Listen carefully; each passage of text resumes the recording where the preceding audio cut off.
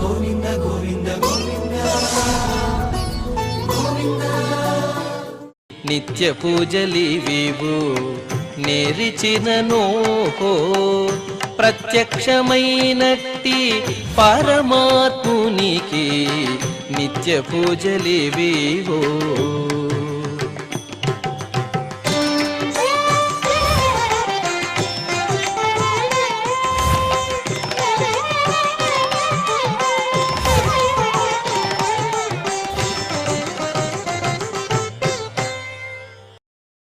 ఓం నమో వెంకటేశాయ.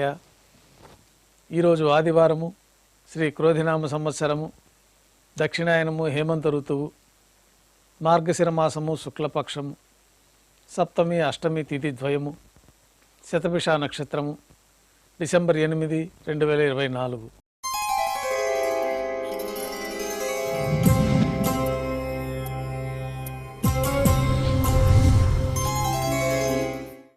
మాధ్యాహ్నిక ఆరాధనలో భాగంగా బంగారు పంచపాత్రలో శుద్ధ జలాన్ని నింపుకొని స్వామివారికి ఉపచారాలు సమర్పించి తులసి దళములతో అష్టోత్తర శతనామార్చన నిర్వహించిన తర్వాత మాధ్యాహ్నిక నైవేద్యంలో భాగంగా అన్నప్రసాదాలు, పంజారాలు, ఘంటానాదం మధ్య నైవేద్యంగా సమర్పించిన తర్వాత భక్తులని సర్వదర్శనానికి అనుమతిస్తారు. ఉభయ దేవేరులతో శ్రీ మలయప్ప స్వామివారు మేళతాళాలతో ఊరేగింపుగా విమాన ప్రదక్షిణంగా సంపంగి ప్రాకారంలో కల కళ్యాణ మండపానికి వేంచేస్తారు. కళ్యాణోత్సవం ప్రారంభమవుతుంది. పుణ్యాహవాచనము, అంకురార్పణ, రక్షాబంధనము, అగ్నిప్రతిష్ఠ, స్వామివారికి అమ్మవార్లకి కళ్యాణోత్సవం సందర్భంగా నూతన పట్టు వస్త్రాల సమర్పణ, మహాసంకల్ప పఠనం, మాంగళ్యాల ఆరాధనలో భాగంగా మాంగళ్యాలకు అభిషేకం, మాంగళ్యాలకు ఆరాధన జరిపి శ్రీవారి తరఫున మాంగళ్యాలను అమ్మవార్లకి సమర్పణ గావించి శ్రీవారికి అమ్మవార్లకి కర్పూర నీరాజనం సమర్పించి విశేషమైన హోమాలతో పూర్ణాహుతి పూర్తి అయిన తర్వాత మాలా పరివర్తనం అనే వైదిక కార్యక్రమాన్ని నిర్వహించి ఉభయ దేవేరుల్ని శ్రీవారి చెంతకు చేర్చి ఈ సందర్భంగా అక్షతారోపణం అనే వైదిక కార్యక్రమాన్ని నిర్వహించిన తర్వాత కర్పూర నీరాజనము, నైవేద్యము, తిరిగి కర్పూర నీరాజనంతో కళ్యాణోత్సవం పూర్తి అవుతుంది. కళ్యాణోత్సవ భక్తుల దర్శనం అనంతరం ఉభయ దేవేరులతో శ్రీ మలయప్ప స్వామివారి మేళతాళాలతో ఊరేగింపుగా ధ్వజస్తంభం వద్ద కల అద్దాల మండపానికి చేరుకుంటారు. వేదపారాయణ నడుమ ఊంజల సేవ నిర్వహించి కర్పూర నీరాజనంతో ఊంజల సేవ పూర్తి అవుతుంది. ఉభయ దేవేలతో శ్రీ మలయప్ప స్వామివారి వైభవోత్సవ మండపానికి వేంచేస్తారు. ఆర్జిత బ్రహ్మోత్సవంలో భాగంగా స్వర్ణ గరుడ వాహనం పైన శ్రీ మలయప్ప స్వామివారు వేంచేస్తారు. కర్పూర నీరాజనంతో గరుడ వాహన సేవ పూర్తి అవుతుంది. హనుమంత వాహనం పైన శ్రీ మలయప్ప స్వామివారు వేంచేస్తారు. కర్పూర నీరాజనంతో హనుమంత వాహన సేవ పూర్తి అవుతుంది. పెద్ద శేష వాహనం పైన శ్రీ మలయప్ప స్వామివారు వేంచేస్తారు. కర్పూర నీరాజనంతో పెద్ద శేష వాహన సేవ పూర్తి అవుతుంది. బంగారు తిరిచిపైన శ్రీ మలయప్ప స్వామివారు వేంచేస్తారు.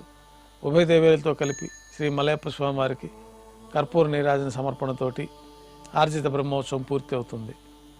సాయం సంధ్య వేళలో 1000 దీపాలతో అలంకరించబడి ఉన్న సహస్ర దీపాలంకరణ సేవ మండపానికి ఉభయ దేవేలతో శ్రీ మలయప్ప స్వామివారి మేళతాళాలతో ఊరేగింపుగా చేరుకుంటారు.